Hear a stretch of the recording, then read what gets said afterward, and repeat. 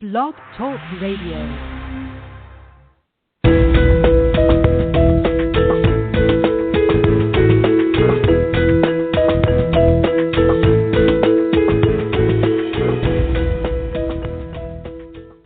Welcome to today's episode of M-Patient Myeloma Radio, a show that connects patients with myeloma researchers to help become better educated patients so we can receive better care and so we can help support new discoveries by joining clinical trials.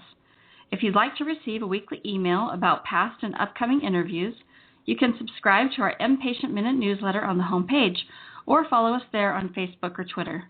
We also have new Facebook groups that we've created by myeloma subtype. Now, some of these include gene translocations or other gene deletions or additions, and if you don't know your disease biology, you should call your doctor today to find out. Then join one or many of the groups and post information about certain subtypes if you have it. Now, at the end of the call, we'll open it up for caller questions, and you can feel free to ask your question by pressing 1 on your keypad if you are calling in by phone. Now, today we are very fortunate to have with us Dr. ParameswaranHari of the Medical College of Wisconsin, who has some of the very highest survival statistics for myeloma treatment. We will find out what he's doing to achieve such stellar results and learn about his area of research, which includes transplantation, specifically allogeneic transplants. So welcome, Dr. Hari. Thank you, and thank you very much for having me on the show. Well, I would love to give an introduction for you, if that's all right. Sure. Dr. Hari is the Armand J. Quick William F. Stapp Professor of Hematology at the Medical College of Wisconsin. He serves as the Director of the Adult Blood and Bone and Marrow Transplant Program at Frederick Hospital. He's the Section Head, Hematologic Malignancies and Transplantation, in the Division of Hematology and Oncology in the Department of Medicine. After medical school in India, he completed training in internal medicine and hematology at premier institutions in the United Kingdom, and then in medical oncology and transplantation at the Medical College of Wisconsin. Dr. Hari is board certified by the Royal College of Physicians in Internal Medicine, the Royal College of Pathologists in Clinical Laboratory Hematology, and holds membership in the American Society of Hematology. His primary clinical interests are in allogeneic transplants, plasma cell disorders, including multiple myeloma, amyloidosis, and other monoclonal gammopathies. Dr. Hari is also the scientific director of the Plasma Cell Disorders and Lymphoma Working Committees of the Center for International Blood and Marrow Transplant Research. So that's a lot to cover, and I know, well, thank you very much for dedicating your work to supporting and helping myeloma patients. We're all benefiting because of what you're doing. So let's start out with your specialty. Let's start out with allogeneic transplants or donor transplants and kind of cover maybe the who, what, why, where, and how of those types of transplants, and then we can continue to go on with other types. So I guess let's start with who. When you look at allogeneic transplants, what profile of person are you looking at for that type of therapy? So let me start by saying that allogeneic transplant is not for everyone with myeloma. It's actually a small minority of patients with myeloma who should even think about it. Okay. So it is potentially curative in myeloma, and that's even without using any of the new drugs. We have data from old studies. We had a U.S. intergroup study from the mid-90s, which was a study that compared conventional chemotherapy in those days, without even thalidomide or Revlimid or Velcade, so old-fashioned chemotherapy versus auto-transplantation versus allotransplantation. And in those days, allotransplantation or donor transplantation was quite unsafe, and it was done with the heavy-duty chemotherapy, so we call it the conventional allotransplant, and it was quite unsafe. The study had to be stopped. So the allotransplant arm of that study had to be stopped. However, the people who did well with the allotransplant and survived the allotransplant itself had essentially very minimal relapse after that. So it turned out that after many, many years of follow-up, we still see that people who had an allotransplant in the old-fashioned way have a very low risk of relapse. So in that study is kind of a early sign that allotransplantation works, but when it can be done safely. So that's why there is still some interest in allotransplant. Now, subsequently, studies have gone either way, and we have changed the way we do it. We have made allotransplantation safer by reducing the amount of chemotherapy and changing the immunosuppression, many techniques. We can go into that in a bit. But in answer to your question, who needs it? It is generally the younger patient, generally the patients who have high-risk myeloma where the risk of relapse is very high, or people who have already relapsed one time. So, say, for example, you had conventional therapy with three modern drugs, autotransplantation, maintenance, and you still relapse within the first 1 or 2 years. There are still patients like that. In that setting, it means that after relapse, the chance of a subsequent relapse is very, very high, and you should think about a more aggressive option such as an allotransplant. And finally, there are patients with primary plasma cell leukemia where the disease itself is of very high intensity and aggressiveness. You should really be considering allogenic transplantation as an option in those patients too. So younger patients with these kind of profiles, yeah. And so when you talk about younger patients, what high-risk profile are you looking at for? And this is before any other therapies, correct? Right. Kind of right off the bat. Yeah, so high-risk profile, younger patient, I have patients who are in their 20s who get diagnosed with myeloma. And I don't think any of us would, so when you're 20 and you have high-risk myeloma, you're looking at an average survival which, shortens your life by a substantial amount of years. And being young, they have an advantage in that allotransplantation is relatively more safe in the younger patient. Essentially, the transplant-related mortality or, the fatalities we induce by our treatment are exceptionally low in young patients. Nowadays, most experienced centers would quote a transplant-related mortality rate of 5% or less for a young patient in their 20s or 30s, when they have either a matched sibling donor or a matched unrelated donor. In those patients with young age and with high-risk features such as 17p deletion, chromosome 1 amplification, 1416 translocation, in addition to other features such as high beta-2 microglobulin. So, if you have a stage 3 interstitial stage disease with high-risk chromosomes, that generally predicts for a high-risk disease. And some of these patients are even called ultra-high-risk disease, people who have highly proliferative disease with abnormal chromosomes which mark for high-risk genes, and also high-stage. So those patients have been sometimes termed ultra-high-risk disease, and ultra-high-risk disease is an indication in the young patient to consider this option. And did you say 1416 translocation, or did you say 414? Oh, I didn't know that was a. Yeah. I didn't know that was a high risk. 1416. Yeah. Oh, because we have a group, a Facebook group, and someone on that group was just asking that question: is this high risk or not? So now we know the answer to that. Right. Okay, and so Okay, well, let's go on to talk about how to go about the transplant. And I guess you could cover the entire process. How does somebody go about finding a donor? At what point in time do they find the donor, and then how do they go through that process? So first of all, so if you have one of these abnormalities, so the first thing I would advocate to all patients is to actually know your risk profile. So if you know your risk profile and you're if you're a young age person, you should think about this as an option. And also, I forgot to mention the more modern tests like the genomic profiling tests. So there is the personal risk score with genomic profiling that is modeled after the Arkansas data, and there is another European way of doing it. So there is, these are genomic profiling tests, and that sometimes your doctor may have done it, and they also sometimes indicate resistance to agents such as bortezomib. So if you have a higher genomic risk score, sometimes it can indicate that proteasome inhibitors such as Velcade or Kyprolis are not going to work for you very well, which essentially takes you into a high-risk group because, this is probably on the platform on which most of our therapies are built. So, the primary stone of that platform is not working. So that means that you're not going to benefit as much from our modern therapy.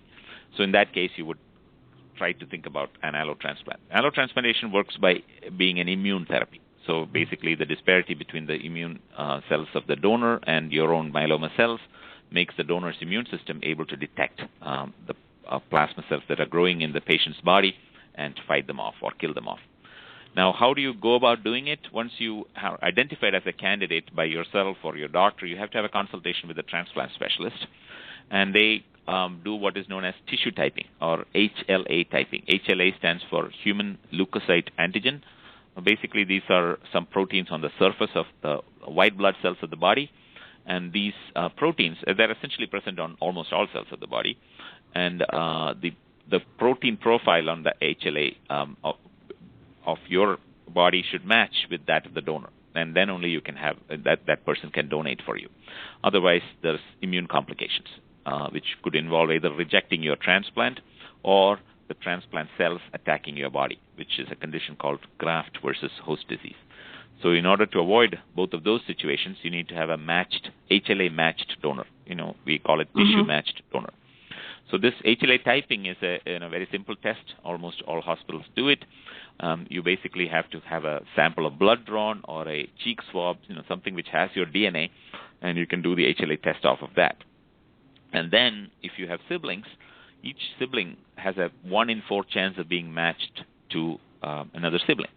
So if you have, say, several siblings, it's quite likely that you might find a match within your family. If you don't have a sibling, the option is to go and look for an unrelated donor. So there is something called the National Marrow Donor Program, nowadays known as Be the Match Registry.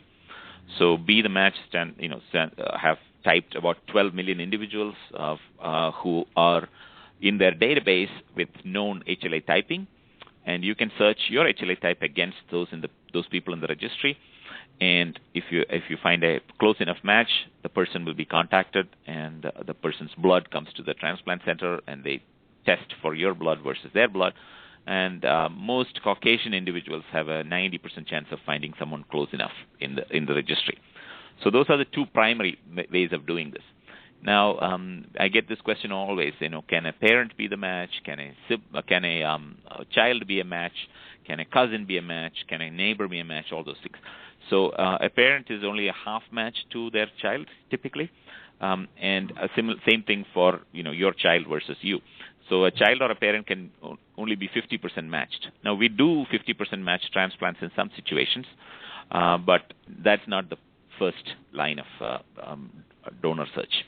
To find someone from your neighborhood or from your friends group that's matched to you, that's actually very, very long odds. Would not bet on that. You're much more likely to find it in the NMDP Be the Match registry. So this is all happening in the background when you're getting your your treatment for the myeloma, and once you get into a good remission, that's the time to consider an allogeneic transplant or a donor transplant. Okay, well, if you don't mind, let's go back to testing for a minute, because I want to help educate patients about the types of testing. Normally, I know when someone goes in, most facilities will do the FISH test, which might give you some of the translocations and some of the genetic profiles, but you were talking about a more detailed genetic expression profile test, correct? Yeah. Yeah, because I would say 90% of the patients that I talk to have no idea what their disease biology is.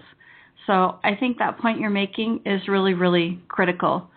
And in lots of instances, I've said, call your doctor. Just call them today. Talk to the research nurse or your coordinator or whoever you need to help you look through your chart and find out if that type of testing has been done. And I have a curious question. When you say a high-risk score may identify you being Velcade resistant, tell me more about that. What are you looking for in that profile to see if you're Velcade resistant or not? So this is basically gene expression testing. So the most common gene expression test in the U.S. is called MyPRS. So it stands for My Personal Risk Score. It is it's a test done by this company called Signal Genetics, and Signal Genetics is I think their test is based on the data that came from Dr. Barlagi's group at Arkansas. So what happens is they need plasma cells from the individual at diagnosis or even at relapse. So whenever you have a bone marrow biopsy, and if you have about 30% plasma cells in the in the bone marrow, you can have that test. So the exact type of test is called a microarray-based gene expression profiling. So there are genes in the in every cell in our body. Some genes are turned on or they are working. It's just like the lights in your house. If you have 100 light bulbs in your house, not all of them are working at any one time. If they're all off, you can say that everybody in the house is probably sleeping or away. If they're on in the living room, you can say that they're probably in the living room, either chatting or watching TV or whatever. So similarly, by looking at which genes are turned on in a myeloma cell and which genes are turned off, you can say how this myeloma cell is going to behave. And the microarrays detect which genes are turned on and which genes are turned off. And it gives basically dynamic information regardless of the proliferation rate and other things that are cytogenetics. To do conventional cytogenetics, the cells need to divide. If they don't divide, you won't get conventional karyotyping. For fish, the problem is you put a limited number of probes on the myeloma cells. So if your doctor doesn't order the correct fish test, you may only get checked for, say, 17p. So you wouldn't know if you had, say, 1420 or 1416 or chromosome 1 amplification, some of the other things that are a high risk. So each for fish is limited by the number of probes you have and the number of probes that are ordered. So gene expression is a more comprehensive test. However, gene expression has been validated in a big fashion only with the Arkansas data. It has not really gotten out in the community and been tested in a multi-center setting. Those studies are actually underway right now. It is an expensive test. Some insurance don't cover it. You can only test for it when you have active myeloma and active plasma cells, because you need the plasma cells to do the test. And it basically gives you they look at about 70 myeloma-related genes, and they give you a risk score. And the risk score predicts for how aggressive your myeloma is. And that's how it works. And which part of that is telling you if you're Velcade resistant? Just the ultimate score that you get, or is there something specific on that? No, they actually give you they actually can predict Velcade resistance from the MyPRS score. They actually, in their test result, they tell you if this patient is likely to be Velcade resistant or not. Oh, wow. I had no idea. Now, I was talking to my doctor about that and asking, because in some of the interviews we've been doing, I know some researchers are holding maybe BRAF mutation studies or MEK studies. And so I asked him, does the gene expression profile show those mutations? He said, no, you have to do the deep gene sequencing, but I didn't learn more about that. Are you doing the deep gene sequencing now too, or do you think that deep sequencing at this time is essentially only done as a research test? We don't have a commercial test, so for most patients it won't. It really cannot be done. You can't do it as a commercial test. Even gene expression profiling, there are issues where insurance companies don't pay for it, etc. But many insurances do pay for it, and this company is actually very good with waiving costs when insurance doesn't pay. So I've really not had any patient actually had to pay for it out of pocket so far. And how much is the test? How much does it cost? I think it costs around $2,000. Okay. It is covered by Medicare. That's for sure. Yeah. Oh, that's good to know. So for and most myeloma patients are actually on Medicare. Okay, well, maybe you want to talk about now what the process is of the allo transplant. If you could kind of walk us through the steps of how it works. So once you find an appropriate donor, you would go ahead and decide with your doctor whether allo transplant is right for you. So there are two ways of doing it. One is in a planned fashion after an auto transplant. So if a person has not established a complete remission or a deep remission after their initial induction therapy, there is some thought to doing it as a double transplant technology. So basically you have an autologous transplant with your own cells first time, which takes you to a deeper level of remission.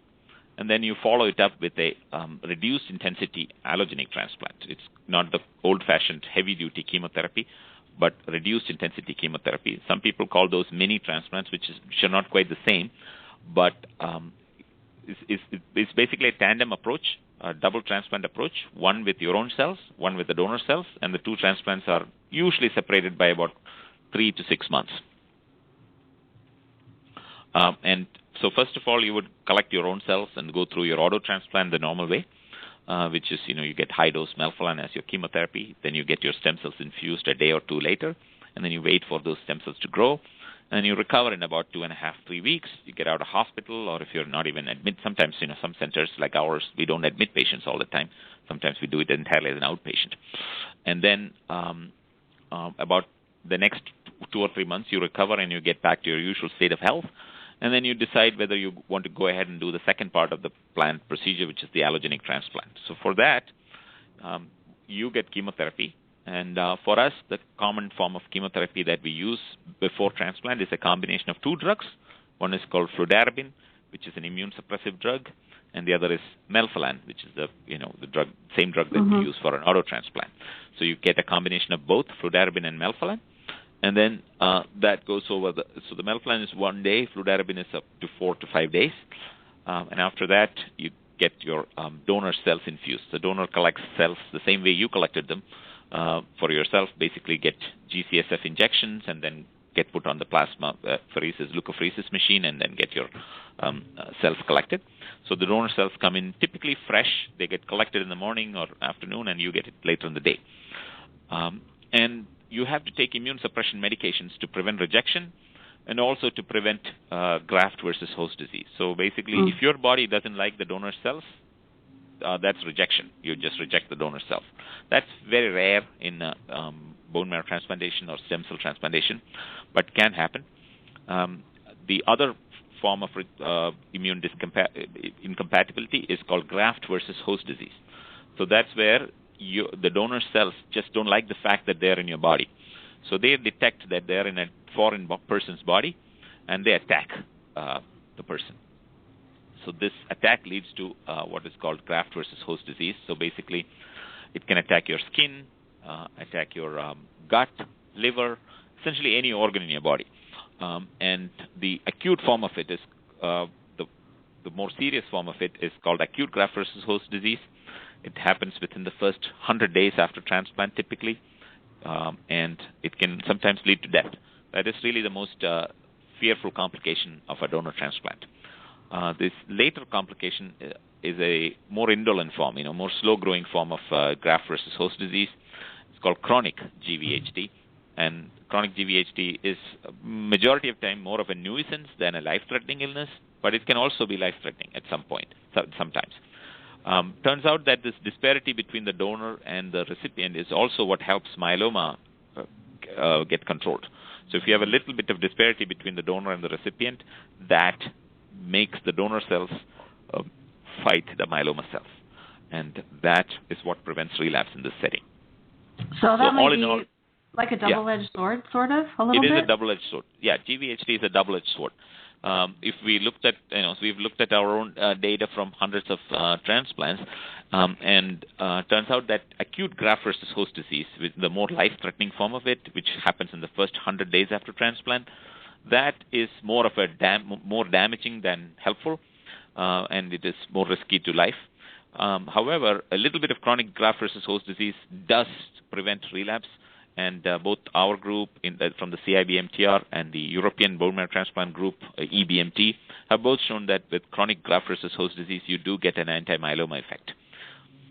So it's not like we wish GVHD to happen, but a little bit of GVHD is not necessarily bad.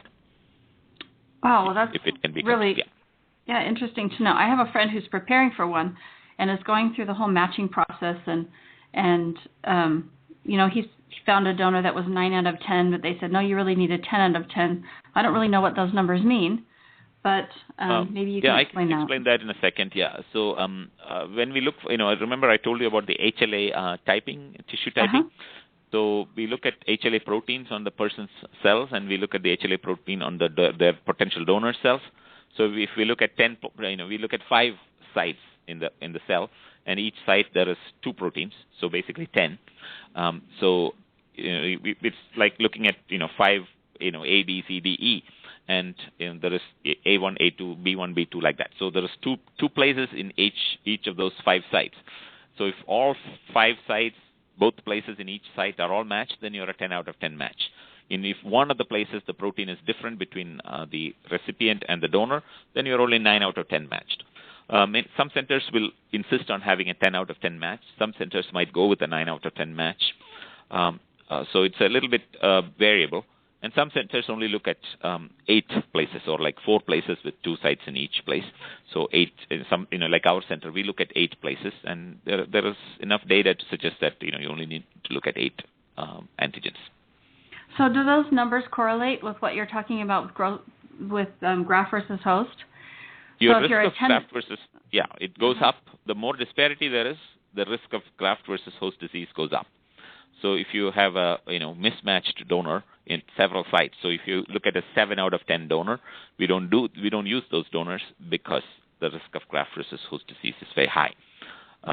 Whereas 10 out of 10 and 9 out of 10, the increase in graft versus host disease is only minimally high, so we might go with it.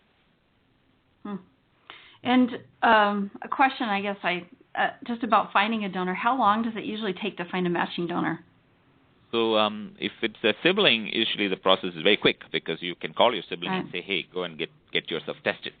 Whereas if it's an unrelated donor, it could take anywhere from 6 weeks to 12 weeks for 16 weeks. And, generally, if you're an ethnic minority, there are less people like yourself in the registry, so it takes a little longer.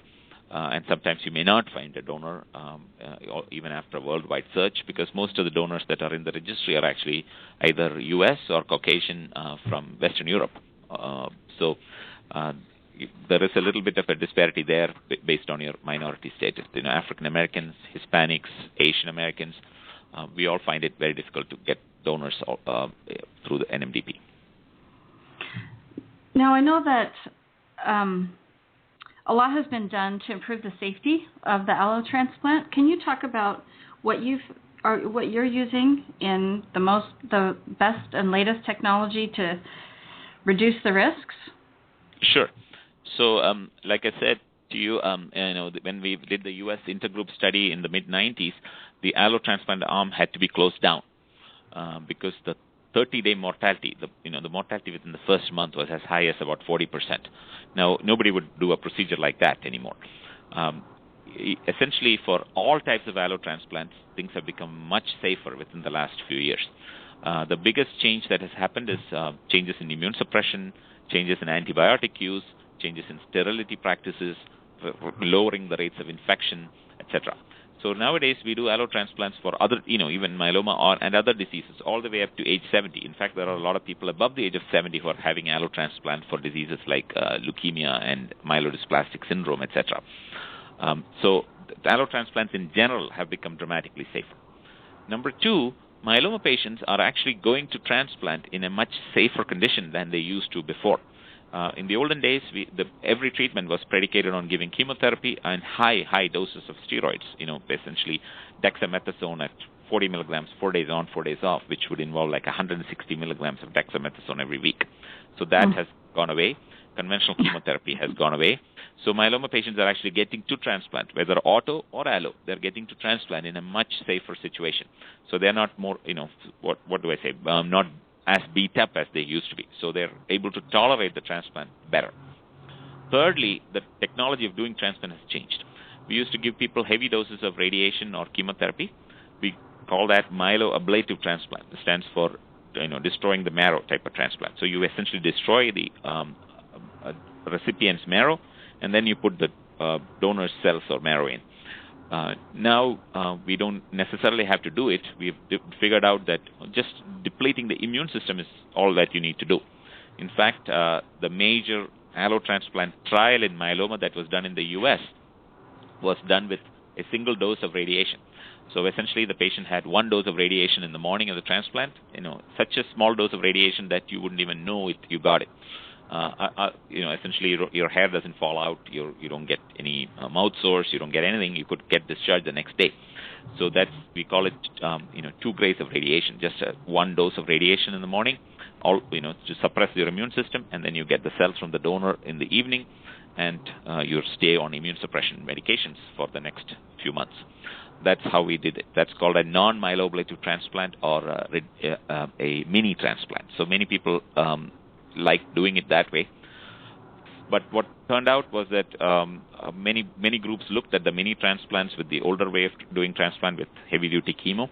Turns out that if you do mini transplants, you do get that immune effect against myeloma, but you don't get enough myeloma control from the chemo itself, because you're not getting giving any chemo. You're not doing enough radiation. So then, the pendulum started to swing the other way, but it has not gone all the way back. It is kind of right in the middle now. We call it reduced intensity transplant. So it is not as light as the mini, but it is not as heavy as the fully ablative transplant. So it's right in the middle. It's called reduced intensity, and the most common regimen right now that's being used across this country is a combination of 2 drugs, fludarabine and melphalan. And here you would definitely lose your hair. You would feel some mouth sores and all that, and it is about as intense as going through a auto transplant, or a little bit less intense than that. In fact, we actually do this as outpatient. If the patient lives within an hour of us, we do it the whole thing as an outpatient. Oh, well, I did an outpatient transplant, and I just love doing it outpatient. And I think it's psychologically easier. Oh, much better. Yeah, I was just looking at our infection rates for the last, for 2013. In the outpatient transplant, we had 5% infection rates during the first month of transplant. So it's like, so that's just amazing. And in hospitals, I think, the number of people coming in and out of your room, the number of doctors seeing you, all that's much higher in the hospital. And I tell my patients, the bugs in your own house, they know you, and they won't attack you. But the bugs in the hospital, they don't know you, and you're fodder for them. Yeah. Well, I guess you were saying you're trying to reduce enough of the tumor burden. That's the overall goal, right? Reduce enough of the tumor burden to be effective, to kill the cells, and then give the new cells. So when you're talking about sorry to interrupt you for the reduced intensity, but maybe you could keep describing that. Yeah, I can expand on that a little bit, yeah. Uh-huh. Yeah, so the goal of transplant is to really do, analog transplants to do 2 things. One is to have as little tumor burden in the patient as possible after transplant. Second goal is to have a change in their immune system. So essentially, if you have myeloma, it means that your own immune system is not very good at sniffing out the myeloma. If you have a new immune system from a donor that is generally compatible with you, but slightly incompatible, unless you are an identical twin, nobody else has the same exact immune system as you. When you're a sibling, fully matched sibling, there are minor incompatibilities that we don't care about. So those incompatibilities result in the donor's immune cells having a anti-myeloma effect. We call that graft versus tumor effect, or graft versus myeloma effect. And there are several lines of evidence. We can actually test that in mice. We can do that in we can give immune cells after transplant, and that controls the myeloma in people who relapse after donor transplant. So there is many ways of figuring out if such an effect exists. And it has been proven time and again that there is a graft versus myeloma effect, and immune cells can attack myeloma cells. That has been proven. The only barrier is to use it successfully so that we don't result in harm to the patient doing the transplant, and we also have enough immune effect to prevent a future relapse. So you want to reduce the tumor burden as minimal as possible, so that the immune system has less work to do. Okay, and when you think about doing either the auto transplant first and then a mini allo transplant, or this reduced intensity allo transplant, how do you make the decision for your patients about which option is best for them? So let me tell you what I do in practice myself. I generally, if a patient is in a really good, stringent, complete remission after their induction treatment, and they're in a really good place, I sometimes just go straight to a fludarabine melphalan reduced intensity allogenic transplant. But that's a minority. For most of my patients, after induction, they have either a complete remission with a few cells detectable by flow cytometry, or they're on a very good partial remission, etc.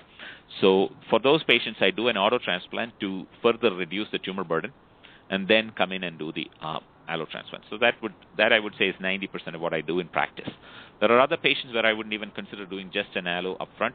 Those are patients with like primary plasma cell leukemia and things like that, where the disease is very aggressive, and I always worry about subclinical disease, the disease which we cannot detect by our tests, but that may be present.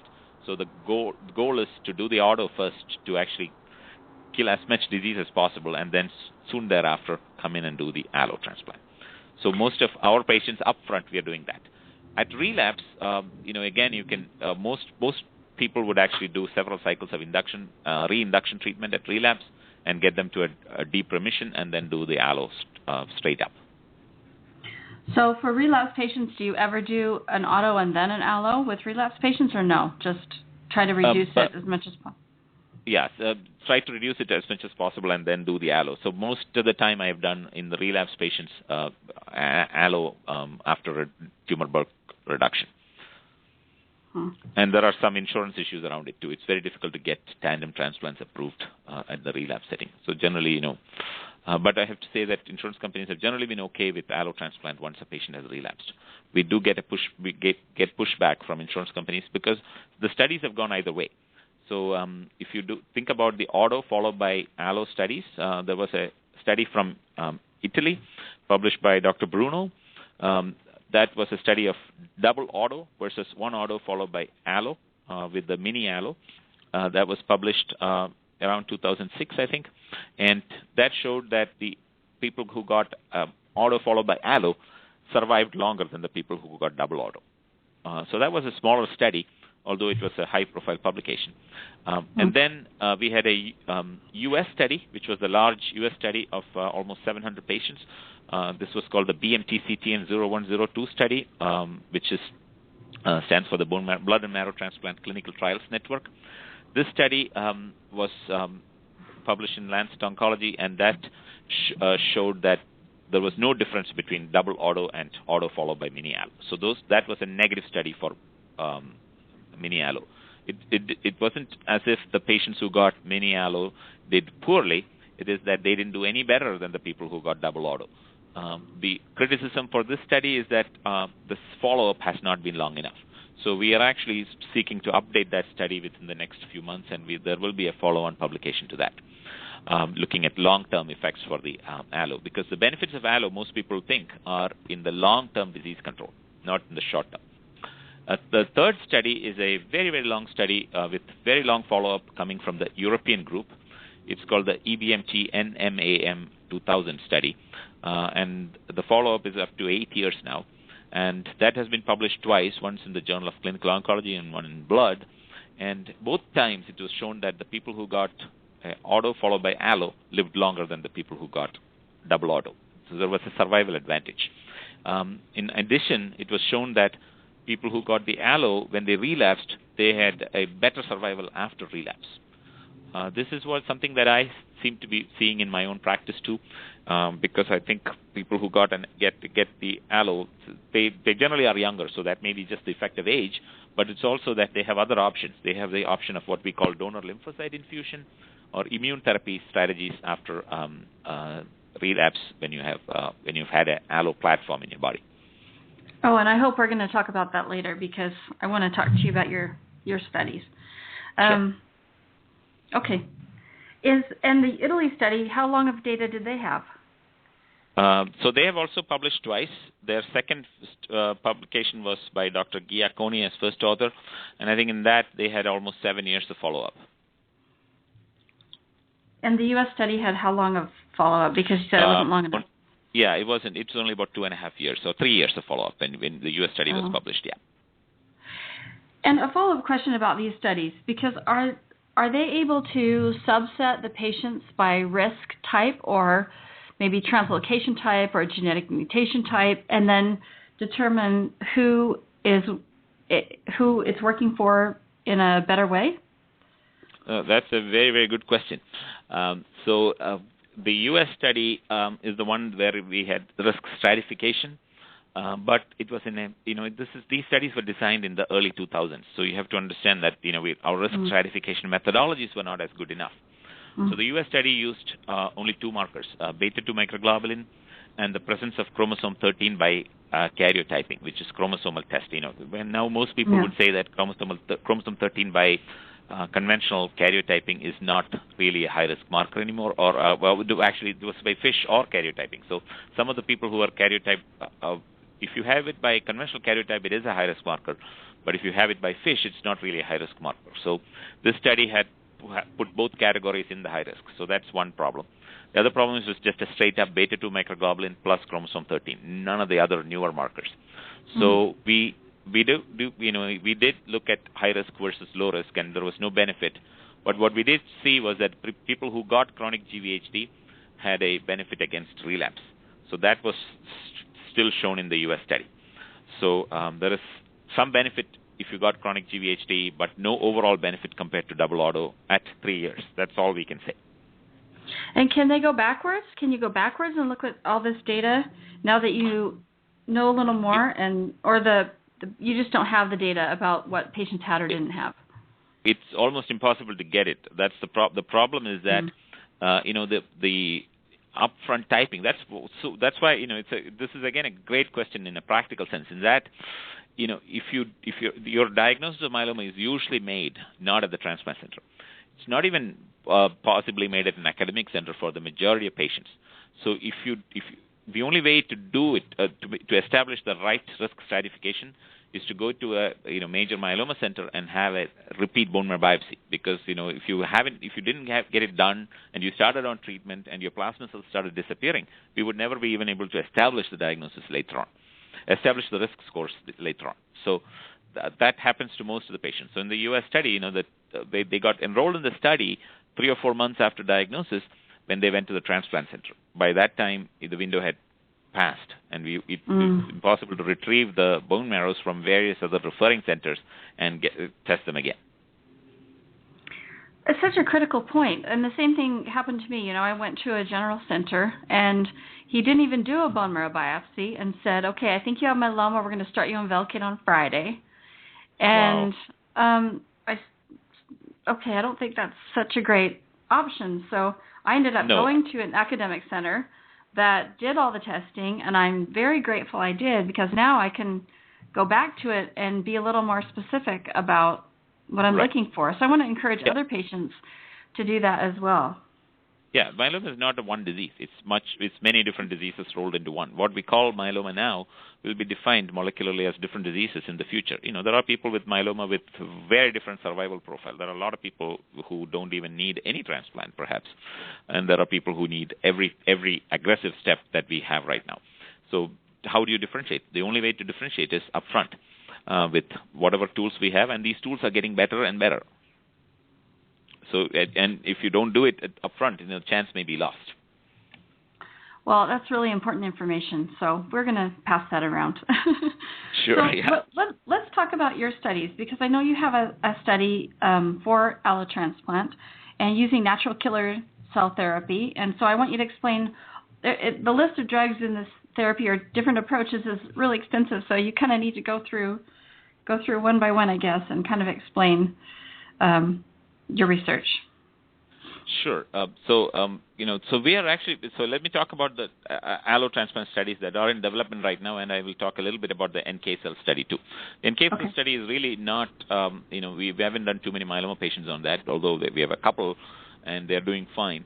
But there is a national allo study that's being proposed, and it's being worked on right now through the Blood and Marrow Transplant Clinical Trials Network, the BMTCTN, which is the group that did the previous large U.S. study. So this study is mainly for high-risk patients. So we kind of learned from our mistakes. We're not going to do it in low-risk patients. So you have to have high-risk myeloma up front, defined by what we talked about earlier, the high-risk markers, high international staging system stage, high beta-2 microglobulin, etc., or primary plasma cell leukemia. And if you're upfront myeloma with all these high-risk markers, you have to get to a VGPR or better with induction treatment, and then you can go on the study. And the study will use standard allotransplant with the fludarabine melphalan regimen, so it's not mini, it is not fully ablative, it's kind of in the middle. And after transplant, patients are going to get randomized to either an agent called ixazomib, which you might have heard about. It's an oral proteasome inhibitor, or observation. So basically, it is different things rolled into one. For high-risk patients, it is a question of transplant followed by maintenance versus no maintenance, because the proof of maintenance is not yet there in allo transplant. Another way you could get on this study is if you relapse early after a auto transplant. We have not quite defined that. Study is still in the works. We have not, it's not yet approved by the National Cancer Institute or anything yet, and we hope it will get approved soon. But this is one of the national high-risk studies that hopefully will be online soon. And when you say soon, is that sometime this year or within the next? This year, within the next 4 to 6 months, hopefully. It is there's a group of us who are actively trying to develop the study and get it online. There are also centers that do their own studies. There's, I know of Memorial Sloan Kettering. They have a study which is ongoing, but hopefully all these centers will collaborate. And this is designed as a multi-center study. So essentially, all the big transplant centers in the United States will have the study open.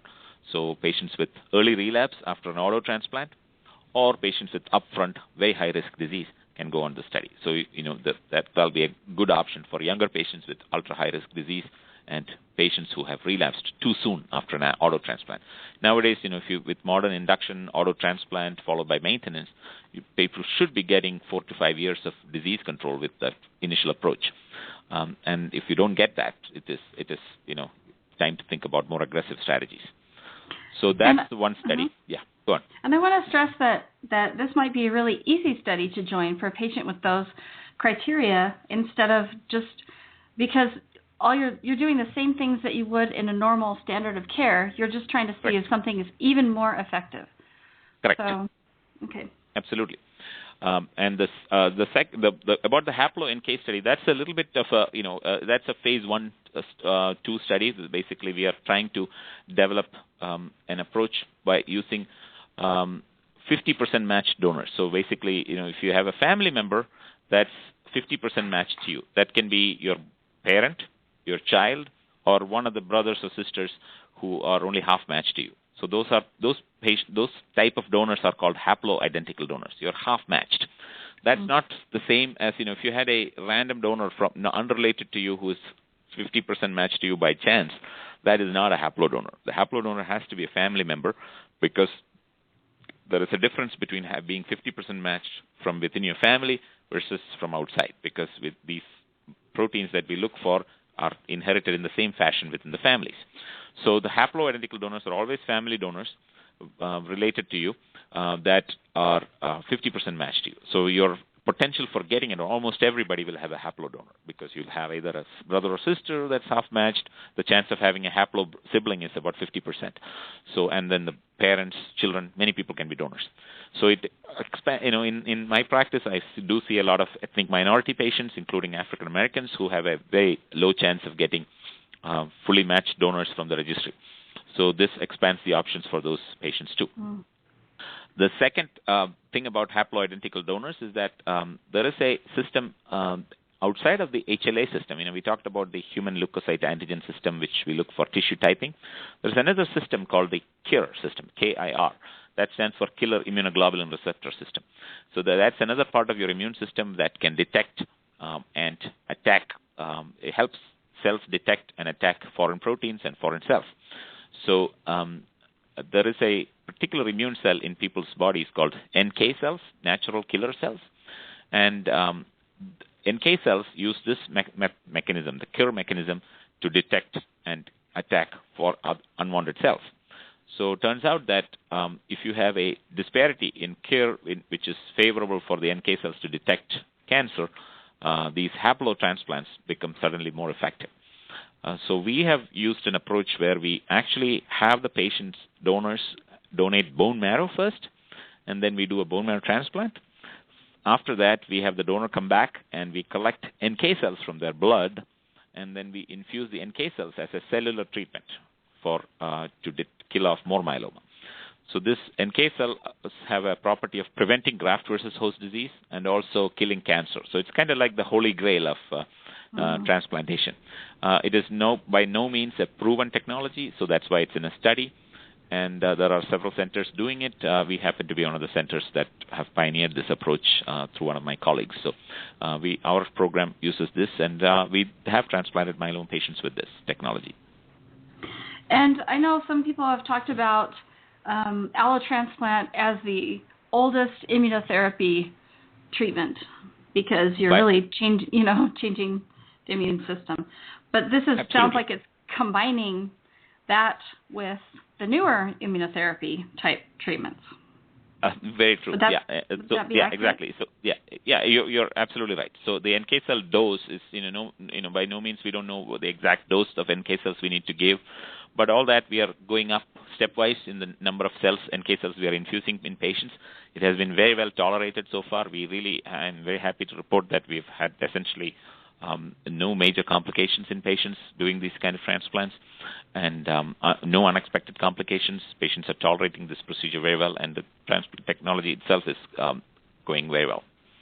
And what type of patient are you looking at for that study?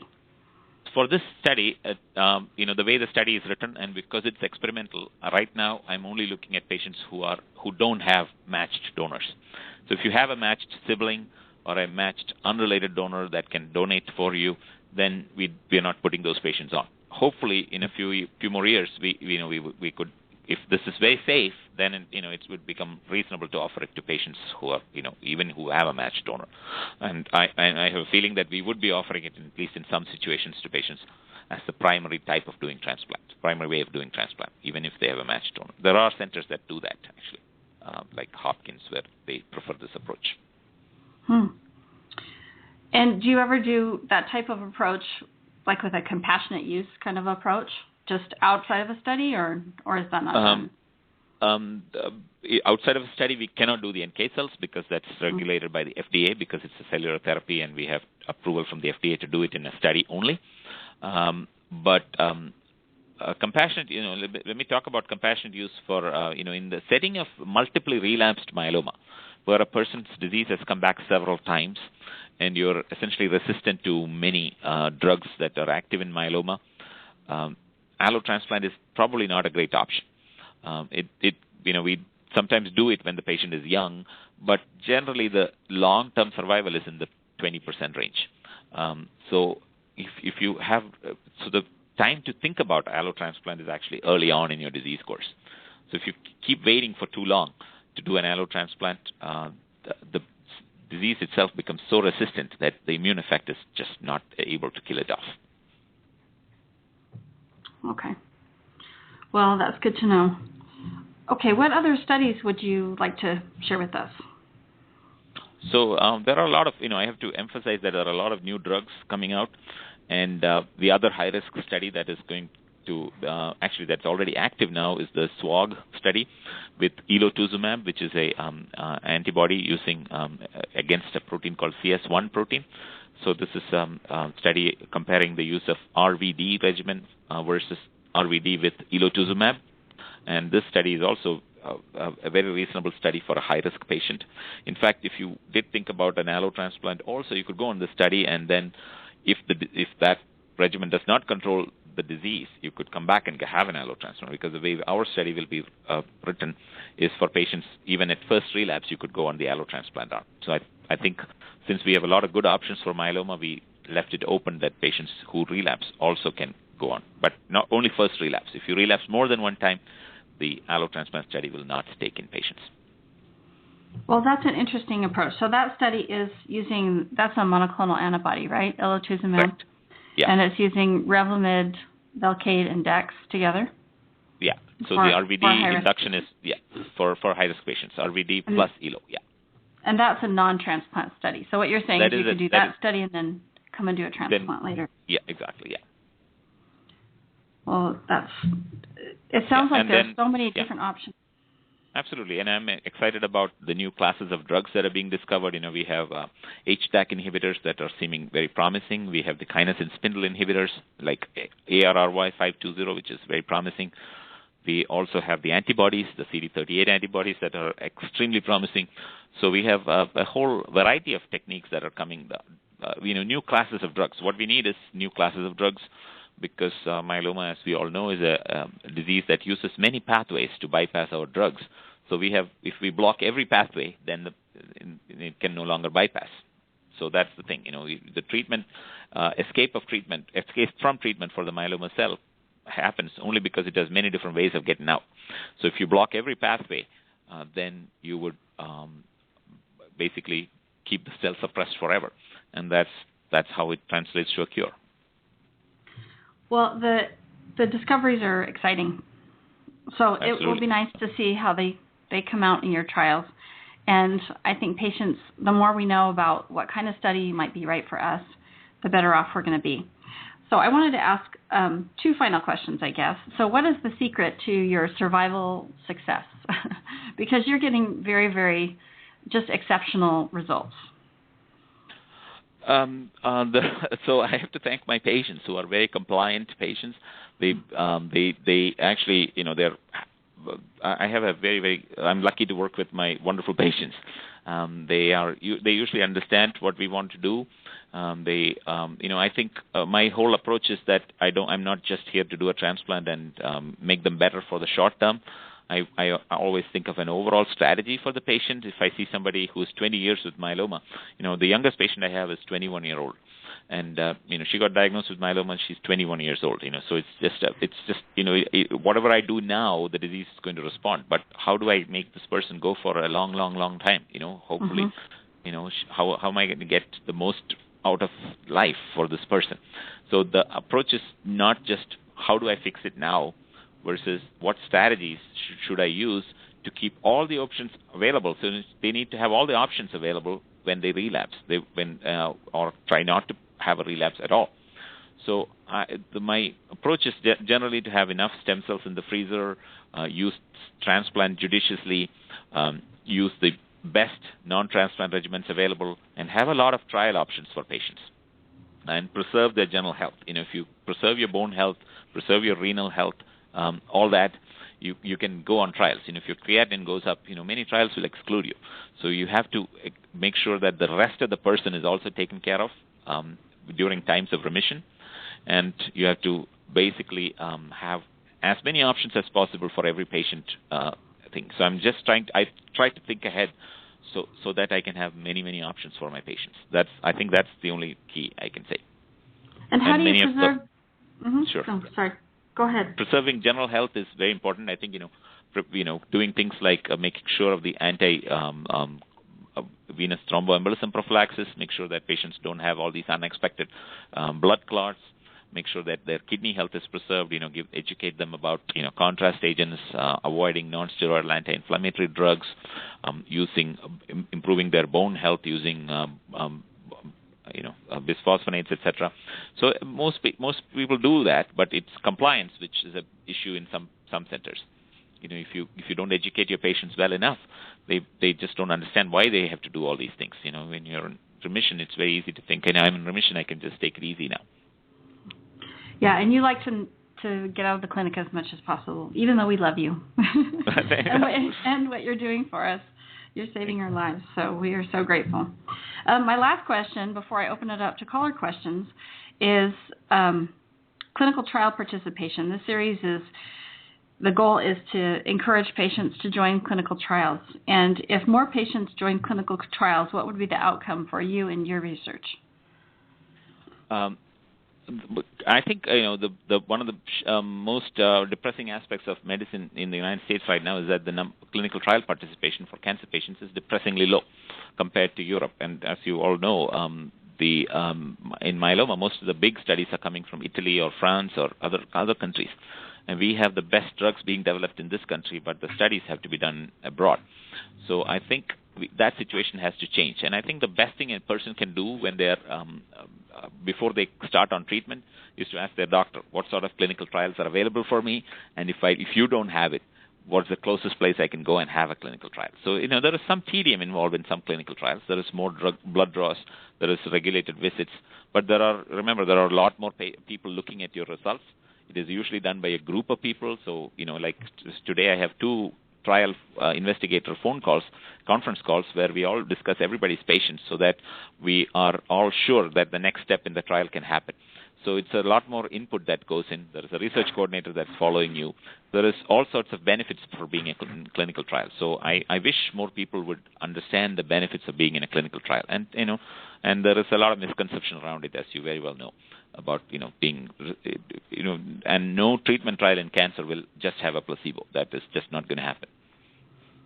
Yeah, we're trying to help demystify some of those myths because even all the trials are excellent, and we've had 9 new drugs in myeloma in the last 10 years, and I think and what could we do? Without, and what could we do if we even doubled the number of patients in clinical trials? Right. We'd have so many options. Absolutely. All right. Well, our time is running out, but I want to open it up for caller questions.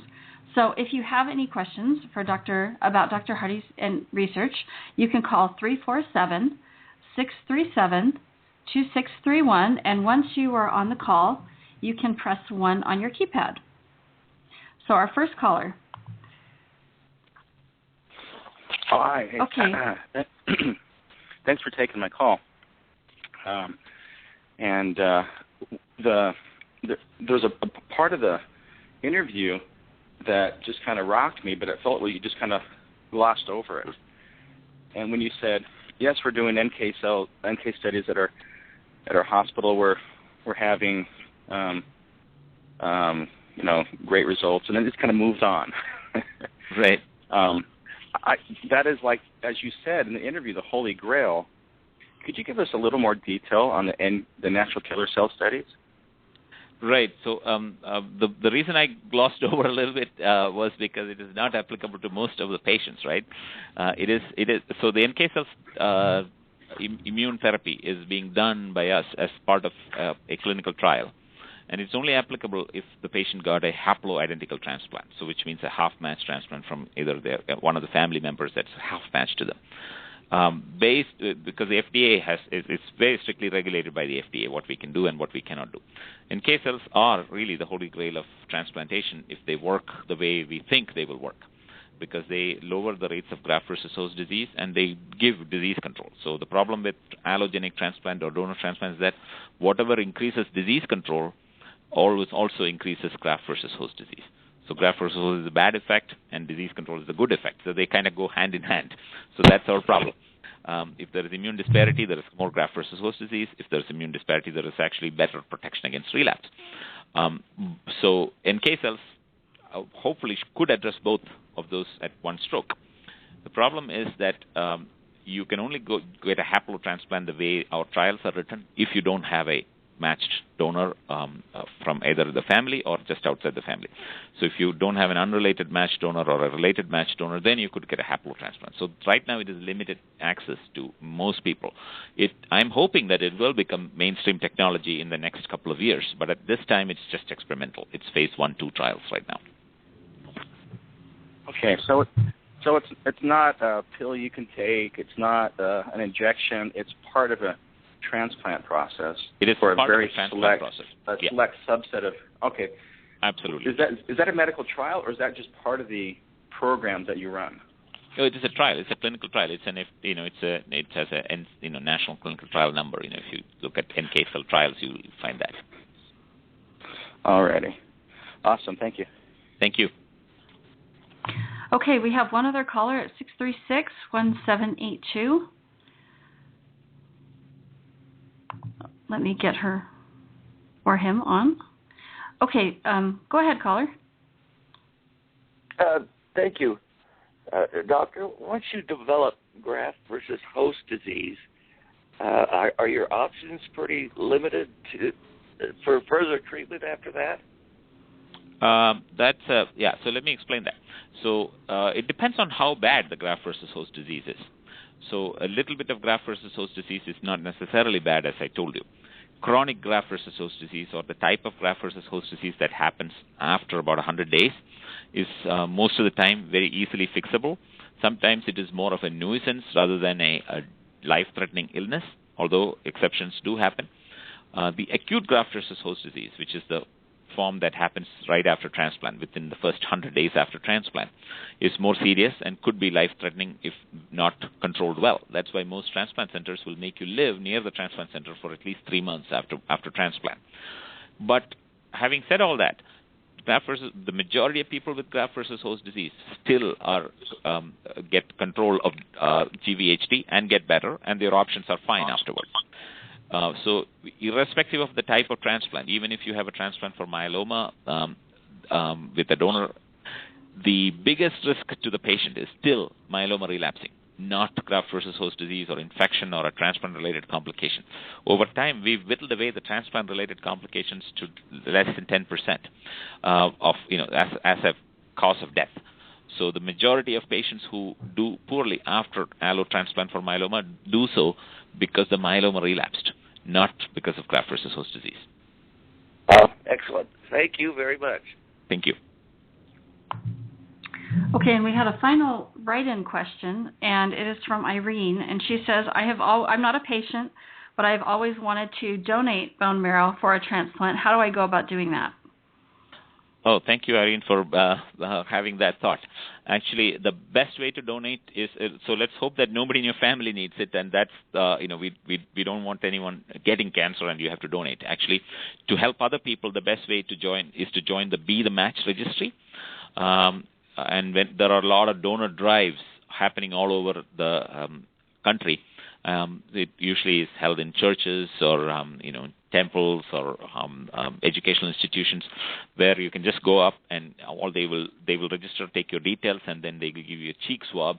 You swab the inside of your cheek, put it in an envelope, give it to them, and that's it. You are in the database, and they will retain you by sending you emails and keeping you live on the donor network. However, there is an age restriction. I think most recently the upper age limit is 45 years. So there's an age limit to being a donor. And if you're thinking about how to become a donor for an affected family member with an illness or something, then obviously you should volunteer and they would contact you. But let's hope that's not the case. Well, that's great. I had no idea that there were age restrictions on donations. Yes, younger. Yeah, like everything else in life, the younger you are, the better you are. Yeah. So, younger donors are better donors. So NMDP, it used to be up to 60 years, but more recently they're cutting back on the age. I think it's down to 45 now because, especially for Caucasian individuals, because there's a lot of Caucasian donors on, so they don't need any more. So they just have to replace the attrition rate. Well, excellent. Well, thank you. I know we've taken more time than we told you, so we are so grateful that you joined us today. We hope you keep going. Thank you. Strongly. Right. And please, and we would love to support you in any way that we can. So thank you for achieving such great success and all your dedication and hard work for myeloma patients. Thank you, Jennifer. Thanks. Bye-bye. Thank you for listening to another episode of Innovation in Myeloma. Join us next week for our next M-Patient Radio interview as we learn about how we can help drive to a cure for myeloma.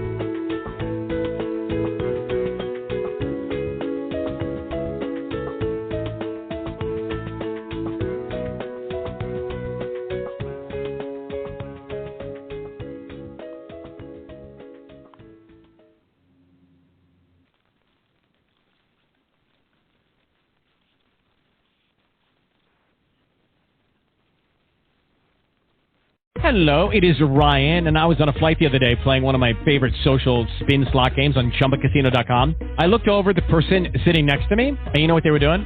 They were also playing Chumba Casino. Coincidence? I think not. Everybody's loving having fun with it. Chumba Casino is home to hundreds of casino-style games that you can play for free anytime, anywhere, even at 30,000 feet. So sign up now at ChumbaCasino.com to claim your free welcome bonus. That's ChumbaCasino.com and live the Chumba life. No purchase necessary. VGW. Void where prohibited by law. See terms and conditions. 18+.